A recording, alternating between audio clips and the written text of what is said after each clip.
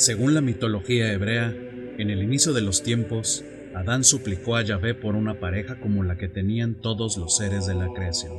Dios, al comprender que no había creado hembra humana, del mismo barro y con el mismo aliento sagrado con el que hizo y dio vida al primer hombre,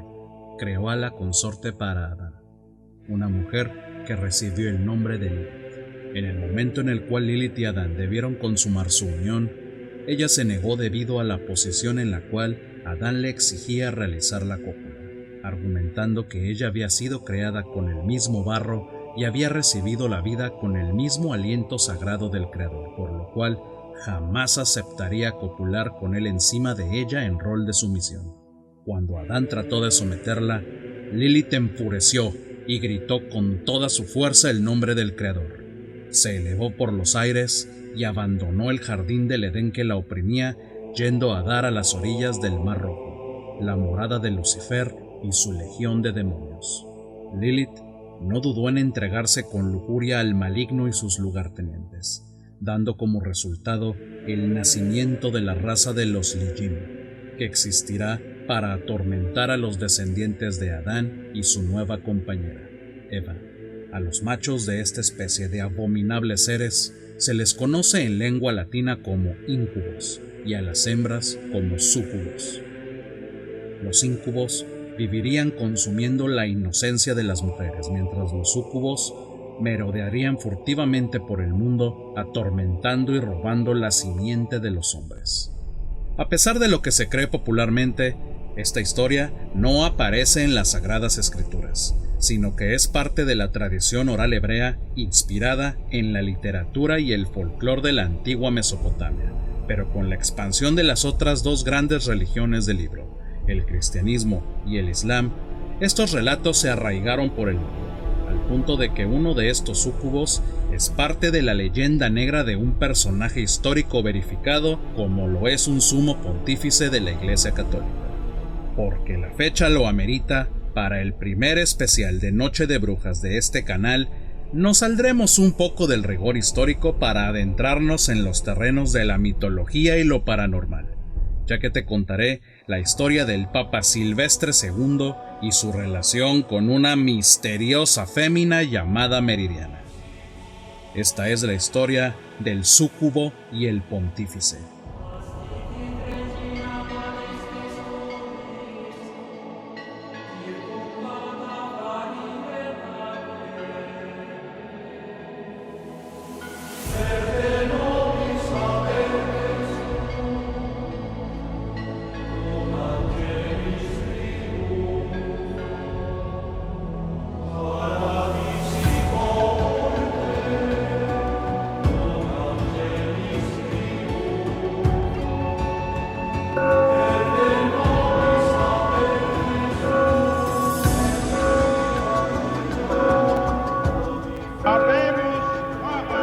El 2 de abril de 999, en la época previa a los cónclaves cardenalicios, la nobleza romana eligió al arzobispo de Rávena, el cardenal occitano Gerbert d'Aurillac, como el sucesor de Gregorio V, tomando en su consagración pontificia el nombre de Silvestre II, y convertirse así en el Papa 139 de la Iglesia Católica, el primer sumo pontífice originario de lo que hoy conocemos como Francia. Silvestre II sería el papa que dirigiría a los estados pontificios y a la Iglesia Católica en el año 1000, donde según las soflamas y vaticinios de algunos astrólogos y pensadores de la época, se llevaría a cabo el juicio final. Algo común en los papas de esos tiempos era ejercer en medio de las intrigas y las conspiraciones palaciegas, ya que hasta la conformación del Estado italiano en el siglo XIX, los sumos pontífices no solo tenían autoritas, sino también potestas, y ejercían, además del gobierno espiritual de la Iglesia Católica, el gobierno político de una entidad llamada Estados Pontificios, de la cual Roma era su capital, y hasta la fecha ejercen la jefatura de Estado de una nación soberana llamada Estado de la Ciudad del Vaticano, por lo cual las luchas de poder alrededor del solio pontificio solían ser duras, violentas, literalmente venenosas, y de la mano a la esperanza de vida de la época, dar como resultado pontificados breves y el pontificado de Silvestre II no fue la excepción, con 4 años de duración. Silvestre II tuvo que enfrentarse a las cotidianas revueltas populares incitadas por la levantisca nobleza romana y a un contexto donde la península itálica se encontraba a merced de poderes como el de Otón III, el sacro emperador romano germánico que en esos momentos ejercía una influencia hegemónica en los hechos romanos e italianos y con el cual Silvestre II tenía una estrecha relación desde los tiempos donde el papa era un monje y el emperador alemán un niño. Al final, Otón III moriría mientras trataba de suprimir una de tantas revueltas romanas. Puede que el legado político de Silvestre II no haya marcado diferencia debido a esa inestabilidad constante y al fracaso de su patrono, el sacro emperador alemán, en consolidar su poder en Italia. Pero este papa pasó a la historia por ser considerado un sabio con una inteligencia notable y unos conocimientos que impresionaron a sus contemporáneos, por lo cual lo llamaron Lumen Ecclesiae, la luz de la iglesia.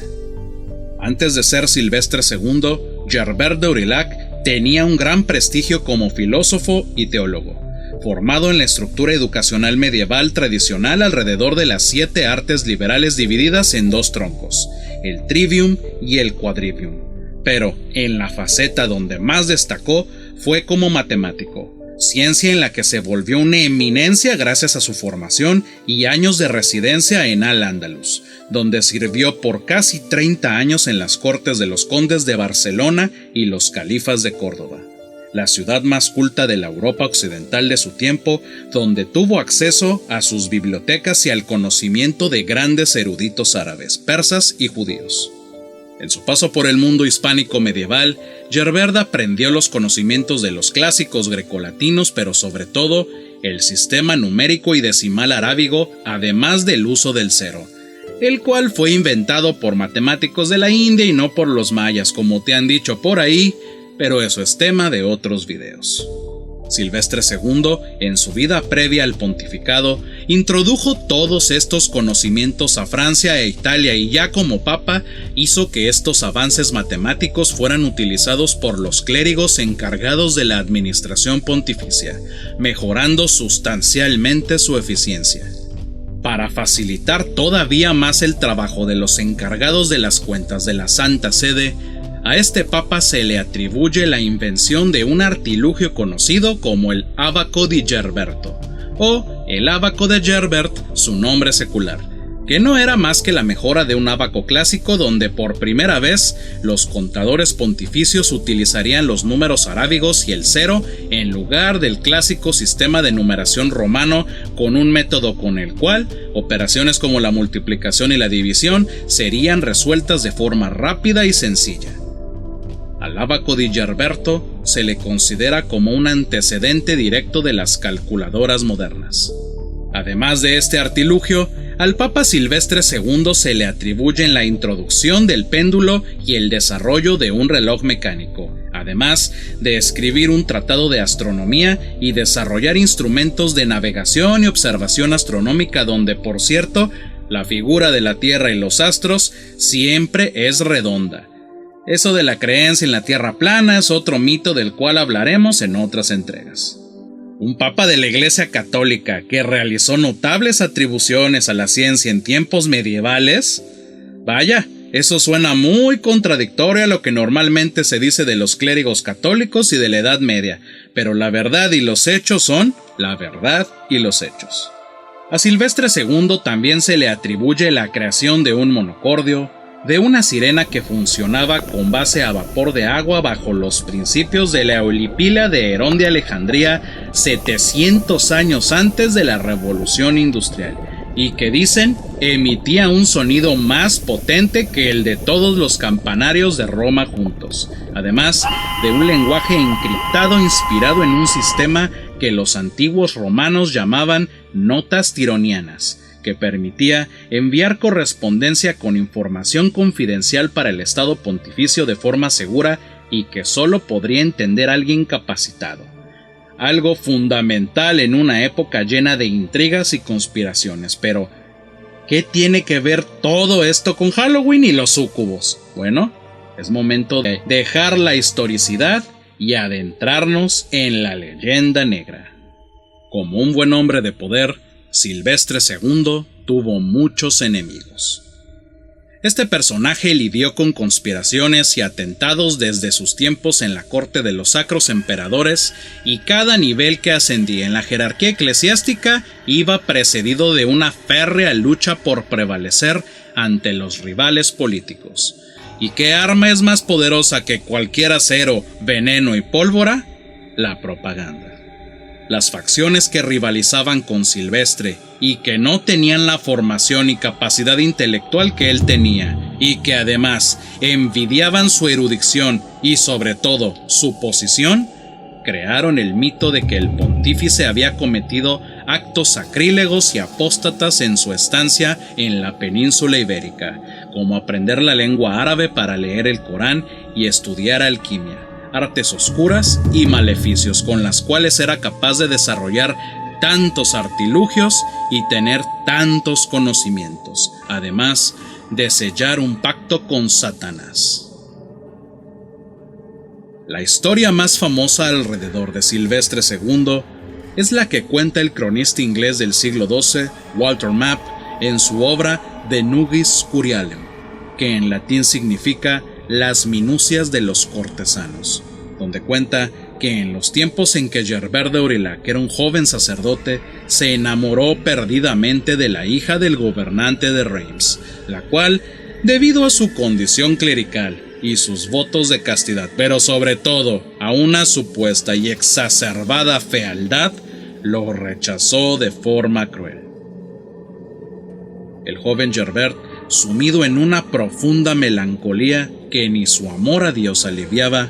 fue visitado por un ser oscuro, un súcubo descendiente del linaje de Lilith llamada Meridiana, que ofreció al joven clérigo sabiduría e infinitos conocimientos a cambio de adoración al maligno.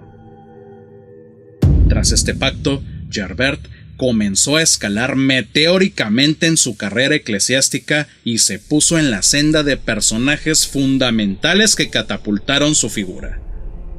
Mientras Gerbert maduraba y se volvía más sabio y sofisticaba sus conocimientos, Meridiana comenzó a desarrollar una profunda sapiosexualidad hacia él gracias al estímulo intelectual que vivía a su lado, estímulo que terminó por volverse carnal. Hay que destacar que los escritos de Walter Map no son más que un compendio de chismes picantes y rumores escandalosos de los poderosos de su tiempo, quizás un antecedente medieval del famoso sensacionalismo que permea en los medios británicos de nuestros días, pero existen varios relatos. Otra versión de la historia dice que para acceder al solio pontificio, Silvestre II hizo un pacto con el demonio, y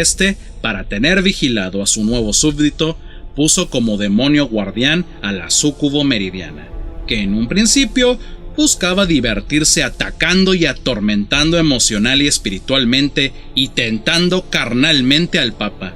ya que según algunos estudiosos de la demonología, los demonios femeninos suelen exacerbar el vigor y deseo sexual de los hombres de fe. Pero con el tiempo, Meridiana comenzó a sentirse fuertemente atraída al pontífice al punto de terminar siendo presa de sus deseos. En lo que coinciden todas las versiones de esta historia es que Meridiana fue tan cautivada por la sabiduría de Silvestre y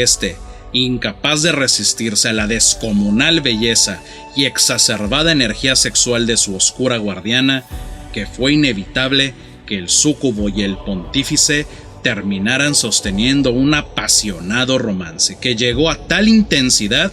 que Meridiana renunció a la inmortalidad y a su vínculo con el maligno para convertirse en una mujer mortal y vivir al lado del Papa, gobernando juntos los destinos de la Iglesia, de Roma y de los estados pontificios. Según el mito, Meridiana tuvo la premonición de que el pontífice moriría mientras celebraba la Santa Misa en Jerusalén. Al saberlo, Silvestre, en lugar de cancelar su viaje a la Ciudad Santa, puso todo en orden en el Vaticano y emprendió la peregrinación a Tierra Santa, donde finalmente se cumplió el vaticinio de su amante. El cuerpo del Papa Silvestre II fue llevado a Roma en una maravillosa procesión y, a pesar del rechazo por parte de los miembros de la curia pontificia, Meridiana acompañó el féretro de su amado para morir junto a él al llegar a Roma. Se dice que algunos cardenales, leales al difunto Papa, aun a sabiendas de lo contranatura y teológicamente aberrante que resultaba la relación del pontífice con el súcubo, respetaron el profundo y puro amor que había entre Meridiana y Silvestre, por lo cual autorizaron que los restos del súcubo convertido en mujer reposaran eternamente en el mismo sarcófago que su amado, el Vicario de Cristo. La tumba de Silvestre II se encuentra en la Archibasílica Papal de San Juan de Letrán, uno de los templos más sagrados de Roma.